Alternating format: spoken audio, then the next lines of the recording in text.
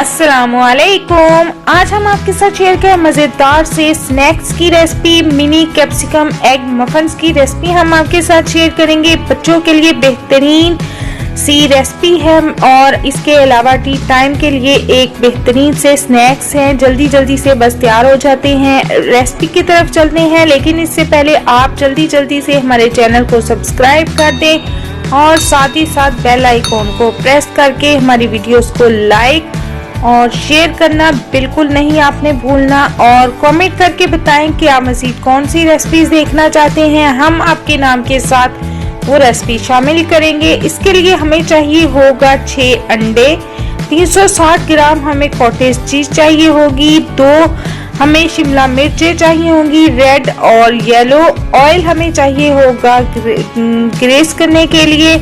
और चलते हैं रेसिपी की तरफ और देखते हैं कि हम इसे कैसे तैयार करेंगे।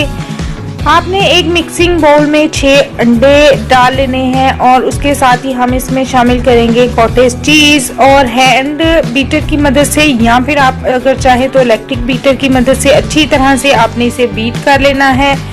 उसके बाद हमने इसमें शिमला मिर्चें जो कि हमने ली थी, एक रेड ली थी और एक हमने येलो ली थी, उसको काट लेना है।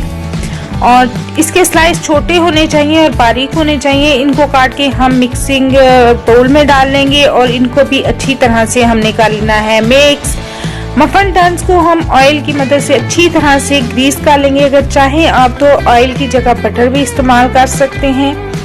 और इसके बाद हमने अंडों का ये मिक्सचर जो है वो इसमें डाल के ओवन प्रीहीट कर लेना है 200 डिग्री पर और 16 से 18 मिनट के लिए हम इसको ओवन में रख देंगे। या फिर आपने जब तक के जो मफन्स हैं वो गोल्डन नहीं हो जाते, आपने इसे बेक करना है। और जब ये बेक हो जाएंगे तो फिर हमने क्या करना है जी, फिर हमने करना ये है कि इससे मफन टन्स को हमने निकाल लेना है और इसके बाद इसको हमने ठंडा कर लेना है। जब ये ठंडा हो जाएगा तो फिर हम इससे अपने मफन्स को मफन टन्स से निकालेंगे तो हमारे मज़ेदार से स्नैक्स मिनी कैप्सिकम एग मफन जो हैं वो तैयार हो जाएंगे।